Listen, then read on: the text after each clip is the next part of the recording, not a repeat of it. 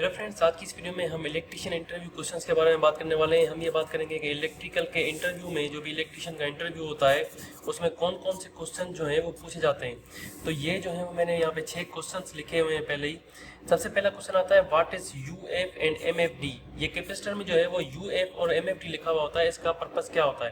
तो दोस्तों इसका जो जवाब है वो है ये यू जो लिखा हुआ है ये एक्चुअली यू इस तरह से नहीं होता, ये यू कुछ इस तरह से लिखा हुआ होता है। तो ये जो यू लिखा हुआ है ये एक्चुअली माइक्रो की जो है वो साइन होती है, यानी कि ये जो लिखा होता है ये एक्चुअली माइक्रो फराड लिखा होता है। ये एफ का मतलब है फेरेड जो कि यूनिट होता है इसका कैपेसिटर का, और ये जो लिखा हुआ है ये यू लिखा हुआ है इसका मतलब इसकी क्वांटिटी जो है वो माइक्रो में है। और ये जो एम एफ टी लिखा हुआ है ये भी एम का मतलब यहाँ पे माइक्रो ही होता है और ये एफ टी का मतलब है फराड। इसके बाद दोस्तों दूसरा क्वेश्चन आता है कि which motor have high RPM, AC या डीसी। एसी मोटर में या डीसी मोटर में किसी में जो है वो हाई आरपीएम होती है। तो दोस्तों इसका जवाब है डीसी मोटर। जो डीसी मोटर होती है उसमें हाई आरपीएम होती है।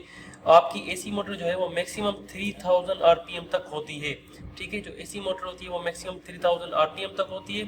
और जो डीसी मोटर होती है, हमारी जो डीसी मोटर हम 12 वोल्ट वाली यूज करते हैं छोटी वाली, उसकी जो आरपीएम होती है वो ही 5000 से 10,000 तक होती है। तकरीबन 10,000 तक आरपीएम इसकी होती है।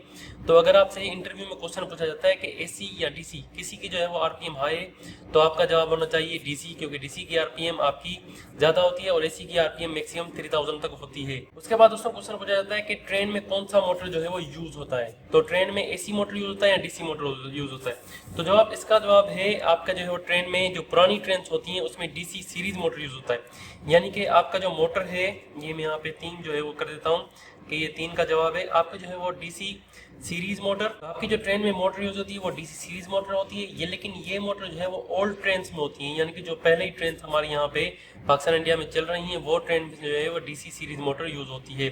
लेकिन आजकल जो मोटर जो है वो आजकल जो ट्रेन चल रही हैं उनमें जो है वो एसी मोटर यूज होती है। जो न्यू ट्रेन्स आ रही हैं उनमें एसी जो है वो मोटर यूज होती है। अब इसमें आपसे क्रॉस क्वेश्चनिंग पूछा जा सकता है कि एसी भी कौन सी मोटर यूज होती है। तो दोस्तों एसी में जो मोटर यूज होती है, यानी कि जो ट्रेन में जो न्यू ट्रेन्स होती हैं जिसमें एसी मोटर यूज होती है वो होती है स्क्वायरल केज इंडक्शन मोटर। तो अगर आपसे इंटरव्यू में पूछा जाता है कि ट्रेन में कौन सी मोटर यूज होती है, तो पुरानी ट्रेन में डीसी सीरीज मोटर यूज होती है, और अगर न्यू ट्रेन जो हैं उनमें एसी मोटर यूज होती है तो एसी मोटर भी कौन सी यूज होती है, स्क्वायरल केज इंडक्शन मोटर जो है वो यूज होती है। दोस्तों उसके बाद सवाल आता है कि क्या हम इलेक्ट्रोक्यूटेड मेन को वाटर का पूछ सकते हैं, पानी का पूछ सकते हैं। मतलब अगर किसी इंसान को अगर शॉक लगा हो, किसी को इसको करंट लगा हो और वो जमीन पे पड़ा हुआ हो, तो आप जो है वो आमतौर पे इंसान क्या करता है कि उसको पानी पिलाने की कोशिश करता है, जल्दी जल्दी में जो है वो उसको पानी पिलाता है कि जिसको शॉक लग गया हो। तो ऐसे में आपको जो है वो पानी वहाँ पे नहीं पिलाना। ये क्वेश्चन जो है वो सेफ्टी के लिहाज से भी पूछा जाता है। अगर इंटरव्यू में कोई भी सेफ्टी अफसर होगा तो वो क्वेश्चन ये पूछ सकता है कि इसको पानी पिलाना चाहिए कि नहीं पिलाना चाहिए।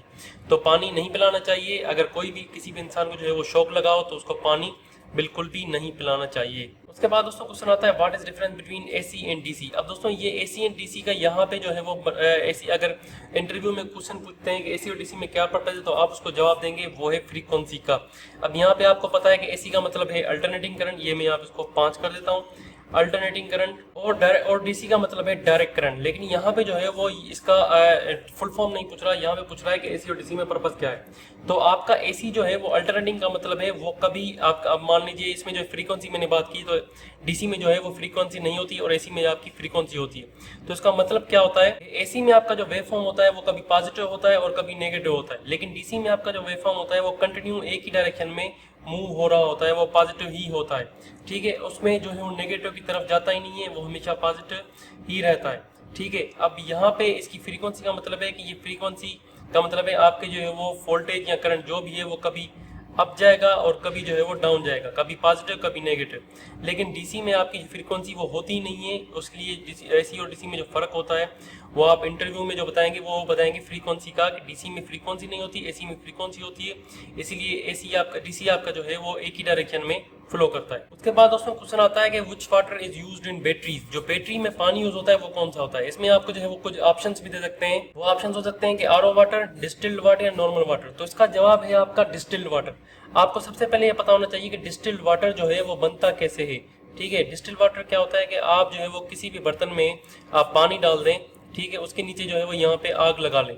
तो उसमें से जो पानी यहाँ पे बढ़ा हुआ है वो वेपर्स में कन्वर्ट होके वो ऊपर उठ के चला जाएगा। अब ये इनको जो वेपर्स को आमतौर पे क्या करता है कि जमा किया जाता है किसी, और इनको कूल करके वापस जो है वो पानी में कन्वर्ट किया जाता है किसी जार में।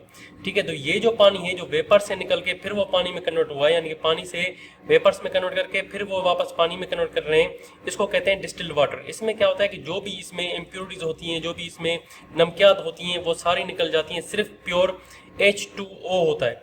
तो ये जो पानी है ये आपका डिस्टिल्ड वाटर है, और यही सब पानी जो है वो बैटरी में यूज़ करना चाहिए। तो अगर आपसे कोई पूछे कि नॉर्मल पानी यूज़ करना चाहिए कि नहीं, तो नॉर्मल तो बिल्कुल भी यूज़ नहीं करना चाहिए। RO वाटर आपको जब तक यूज़ कर सकते हैं, क्योंकि उसमें जो है वो मिनरल्स जो है वो कम होते हैं, लेकिन RO भी आपको यूज़ नहीं करना।